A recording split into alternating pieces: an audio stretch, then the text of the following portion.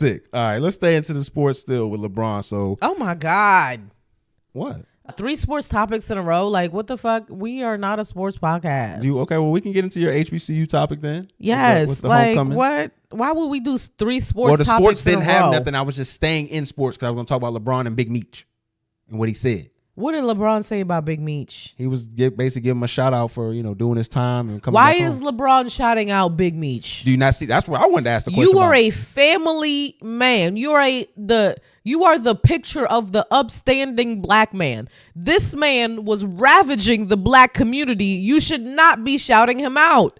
Just let him get out of jail and shut the fuck up. No, like I just think I see that as being so problematic just because as have I said here on numerous occasions, I believe LeBron James is one of the top 3 black men of all time historically. Yep. And for you to give credence to this other individual because you may have some type of reverence for him or whatever, and because I think just because the Star Show was good. Well, I mean, I'm pretty sure LeBron partied with him because they got caught like in the late 2000s, and so they was doing it big during LeBron's probably like rookie year when he was young and shit like that. Oh, okay. How long was Big Meech in jail for? BMF went to jail like the late 2000s. Okay. So LeBron and him, like I said, he probably knew bruh. He probably seen bruh out. He probably done partied around bruh. Mm-hmm. But to like, you just gotta kind of, you just kind of gotta think about in totality. Like he is like the epitome of how we were able to take away and destroy that part of our community that could have been something that we used to empower us. Like I say with the gang shit all the time, like the gangs could have been supporting the labor unions, making sure niggas on the block was getting paid right, but instead they was filling up their own pockets, and he was the epitome of that. Like if you watch the documentaries, the reason why his brother and them wanted to stop fucking with him was because he was partying and making too much noise and all that kind of shit. Like, and they didn't want to be a part of like being active like that. And you also got to take into consideration, bro, like even if this man didn't shoot nobody, he was responsible for a market that created violence. And people did lose their lives because he was filling the block up with this product that they were now fighting and killing each other for. Yeah. So even if he never pulled the gun, even though there has been instances, proxy. he was, again, proxy for that. So that's why I just feel like LeBron was dead ass wrong for in any kind of capacity. Your giving him a image shout out. does not need to be near his image whatsoever. And I don't want to hear that shit about, oh, he did his time, he a black man. Fuck that. This nigga is not Nelson Mandela. Like, this is not like... No, not at all. This nigga is not somebody who is like saving the black community. He was not putting the money that he was trapping and shit back in it. He may have did some shit here and there locally and that was cool and cute, whatever. But that nigga was not formulating no plan. This nigga was not no fucking freedom fighter, bro. This nigga was a gangster. He was doing in the long run did more damage to the black community than the little bit of good that he tried to do. And he with wasn't the money caring that he about made. no niggas. That nigga wasn't caring about no niggas when he was out, bro. He was caring about his own pockets, bro. That shit don't change. You seen the video with him and Lil Meech now?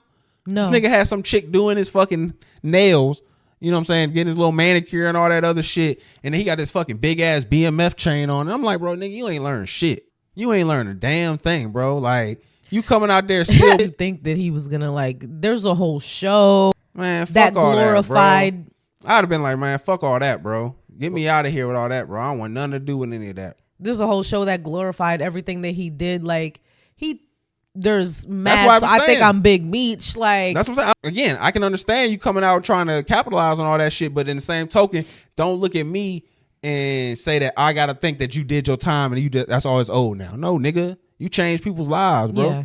You changed the whole community. You changed the whole, like the way that the gangster was presented from the 2000s on is an archetype from you. Like you was who Jeezy was copying. a lot of people tried to emulate what you did. Your image. And they put that on what became being a gangster. Like, again, Young Jeezy. I believe Fabulous was also associated with BMF. So, again, y'all was pushing these musicians, all that stuff, but they was pushing y'all ideologies, things that y'all agreed with, and y'all was poisoning the fucking community. And I don't think that you need to get fucking praised for that. Organized crime is always a double-edged sword, right? Because with the mafia in New York and stuff, like you could say that with unions and things, they did a lot of things to solidify the financial security of like a bunch of people with unions. But they also killed so many people and caused so much violence. And that's the same thing that Meech did. Like you could say that he helped a lot of people in his direct black community, but then it was to the detriment of a bunch of other black people. So with organized crime, it's always a double-edged sword, and it's not the best route.